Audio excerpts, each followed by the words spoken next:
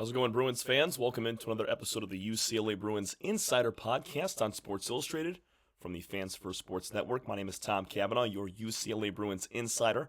Follow me at TCAV30 on Twitter/X, and also follow our insider pages at UCLA Insider on SI. That is both over on Twitter/X and on Facebook. Today we're breaking down all 5 draft picks from the UCLA Bruins football team. The NFL draft just concluded on Saturday night. And, tip of the cap to head coach Deshaun Foster for one, Kaika Malloy, the defensive coordinator, Eric Bieniemy, the entire coaching staff for UCLA. Number one, this team was 5-7 last year, and they still found a way to have 5 guys drafted in the 7 rounds of this draft, 257 players, and 5 of them were Bruins. Incredible. These guys had great pro days. We'll talk about them from top to bottom, but I really just got to give a tip of the cap to this entire Bruins coaching staff, the agents that helped these guys really market themselves, the pro day that was held at UCLA for guys like Jay Toia, and then you also had Carson Schwessinger, Maliki Matavao, Kane Medrano, Oluwafemi Oladeo. We'll get into all of them.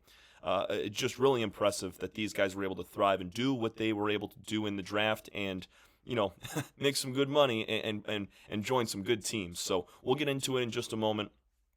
I was just really excited to see 5 different Bruins. Looking at it, I saw maybe 3, 4 at most. 4 was pushing it.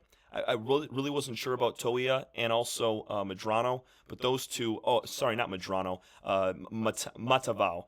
Those two guys, Matavao and Toia, I wasn't sure. I thought they'd be fringe guys, and they got in there in the 7th round. But we're going to start with a huge splash pick. First pick of the 2nd round goes to linebacker Carson Schwessinger. The former walk-on that joined the team in 2021, worked his way up the depth chart and had just a sensational junior season with the Bruins. He was 3rd in Division I in tackles. He finished with 136 to lead the team in total tackles, as well as interceptions. He had 2 as a linebacker with 4 sacks and 3 pass defenses as well. Carson was the full package, and I think the Cleveland Browns saw that.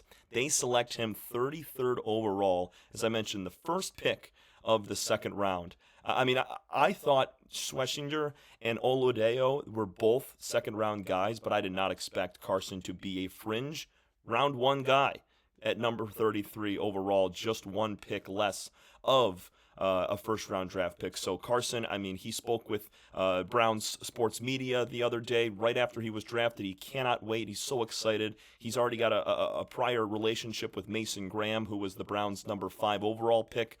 They are both from California, trained together growing up, and then also training through the draft process as well.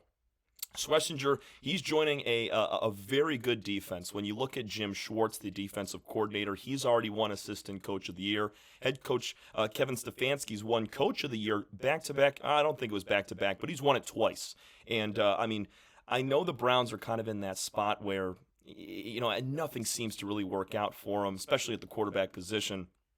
But they got a great defense. You look all around this linebacker room, you got a guy in Devin Bush, a former Michigan Wolverine. You got Jerome Baker of Ohio State, Marcus Haynes, Jordan Hicks, Khaleke Hudson, also a Michigan Wolverine. And you add in Schwessinger to that group right there, that's going to be a deadly linebacker group. And there's a ton of linebackers on this Browns team. But they also have some really great secondary defenders in Denzel Ward, Greg Newsome, Grant Delpit, Ronnie Hickman, the safety. A lot of different guys on this Browns team that's going to make them so good defensively in the AFC East. I just don't know about that offense, but Schwessinger, he's going to play his position, do his thing, and I think there's a good chance that he's able to see significant snaps this season as a rookie. Moving on, we're going to talk about the 2nd pick of the draft. For the UCLA Bruins, not the 2nd overall. He was a 2nd-round selection. That was edge rusher Oluwafemi Oladeo, picked 52nd overall to the Tennessee Titans. Oladeo just 19 picks after his fellow linebacker, and despite Oladeo being a linebacker for a good majority of his last season in UCLA, through the draft process, they saw him more as an edge rusher, and I kind of agree.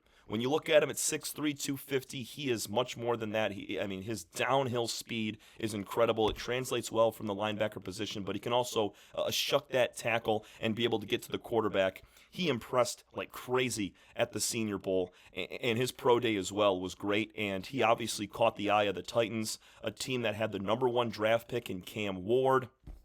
And adding Oladipo to this defense is going to be pivotal. And this is a team that does not have a ton of edge rushers. When you look at their roster right now, there's 3 guys, and Oladipo is one of them. You got Draymond Jones, you got Isaiah Rakes, and then also Oladipo right there. Got a lot of D tackles that can bump it outside as well.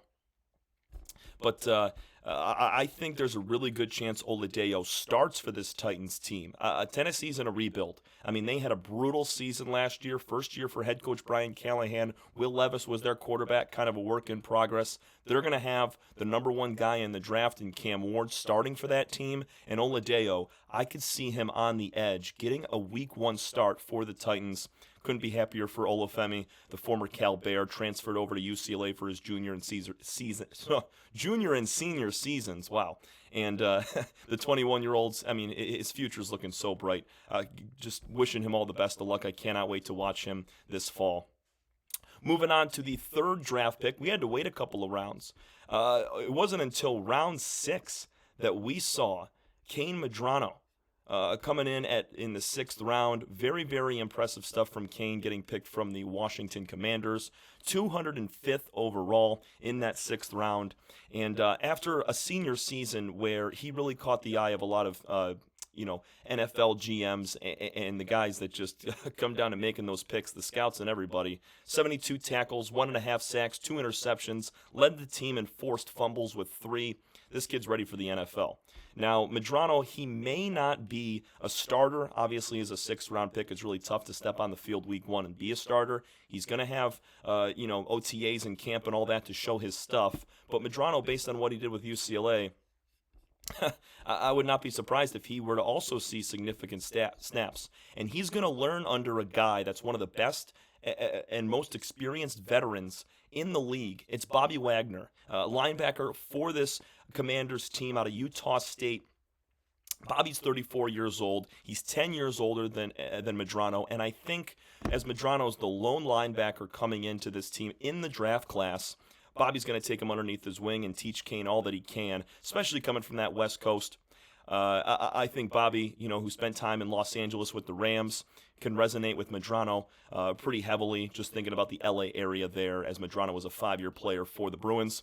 That's going to be a really, really cool relationship to see Bud. And then you also got guys in Jordan McGee and Frankie Louvu. Those are 2 guys that I think will probably play over Medrano, but you never really know. There's a ton of examples of guys from the 5th to the 7th rounds that are impact players midway through their rookie season. So Kane, another linebacker, when you look at those 3 linebackers from last year's team, Schlesinger, Oladipo, and Medrano, they're all NFL players now, and that is why UCLA had one of the top run-stopping defenses in the country.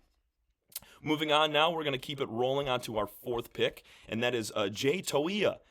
7th-round pick, 217th overall to the Dallas Cowboys, joining one of the most prolific franchises in all of NFL football. The 21-year-old Toia, he had a brilliant 4-year career with UCLA. He did not had a ton of stats. When you look at him from this past year, 25 tackles, 1 sack, 1 pass breakup.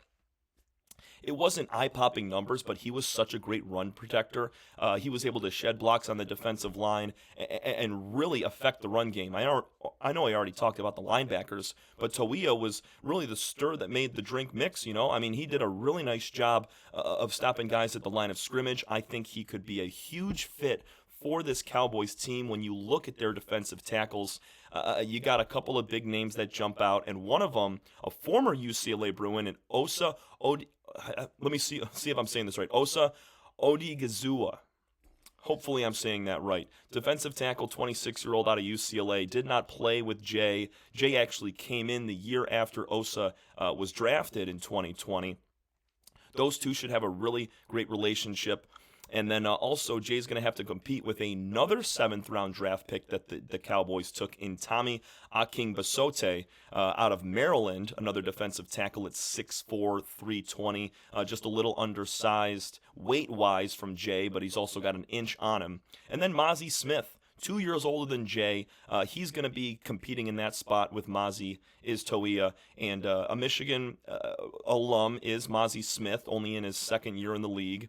And I think those two could bond well, and Jay could really find a place for this Cowboys team. I think Jerry Jones really made a nice pick with Jay and being able to steal him in the 7th, because give it a year or two, I think Jay starts on that defensive line for Dallas if he is still there, and he could be a huge impact as well for that team trying to compete atop the NFC.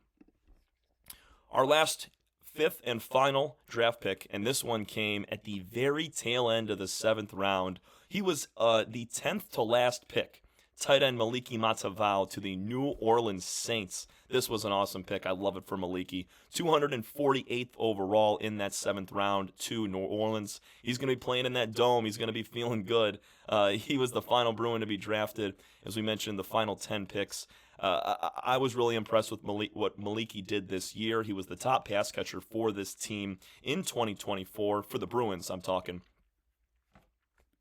And you look at his senior numbers, and this is a reason why he was drafted, because he was fairly quiet throughout his first couple of years, went to Oregon, transferred over, and look at it.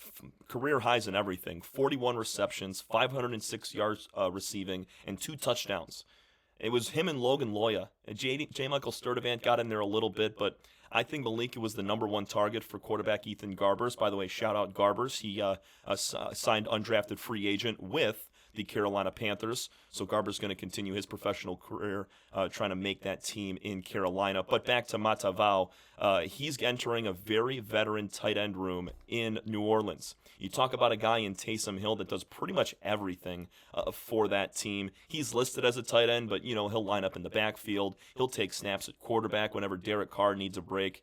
I think Taysom, at 30 years old, could really help out Maliki. He's got an 8-year age difference. Taysom's kind of on his way out of the league over the next couple of years, being a 34-year-old, and I think he could really mentor Maliki in a big way. You also got Juwan Johnson. He's 28 from Oregon, so you have that Pac-12 connection between Juwan and Maliki, because Matavao went to Oregon for 2 years. So that's really cool that those two will be able to kind of connect over that. And, Juwan's probably the likely, he was last year, the starting tight end.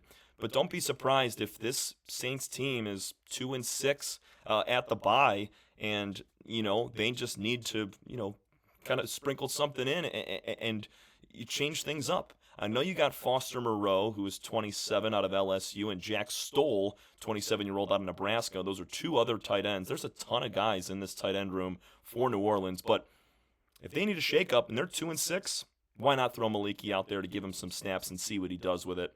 I don't think Matavao's going to get a ton of snaps in his rookie season. I'd love to see it, but because he's a 7th rounder, there's not a ton of money in him. Franchises don't have that same sort of pressure like they will with Oladeo and Schlesinger, because when you take a guy in the 2nd round and you pay him that money at that slot, those guys need to be on the field, just like Travis Hunter or Mason Graham or any of these other guys, Cam Ward. You can't sit Cam Ward. You just paid him millions of dollars, and he's going to have to be that guy because they invested so much in him. That's kind of the opposite for Matavao in this situation, but that's not going to stop him from balling out and trying to find a way onto the field the best he can in New Orleans. So that's recap on all 5 of the UCLA Bruins draft picks. Once again, huge shout out to Deshaun Foster in his first year with this team, going 5-7, and he's still able to pull out 5 Bruin draft picks. Just shows that this UCLA program continues to be a feeder to the NFL, and they produce great products on a yearly basis. We're going to see a few more next year. It's probably a little too early for that, but as we get through the season and we start getting into week 1, week 2, week 3, we can start getting an inkling on who we think is going to be the 2026 draftees from UCLA. That's going to do it for us here on the UCLA Bruins Insider Podcast from the Fans First Sports Network. My name is Tom Cavanaugh, your UCLA Bruins Insider. Follow me at TCAV30 on Twitter/X, and also follow our insider pages at UCLA Insider on SI. That is both on Twitter/X and over on Facebook. Thanks so much, everybody. Have a great rest of your day. We will see you tomorrow.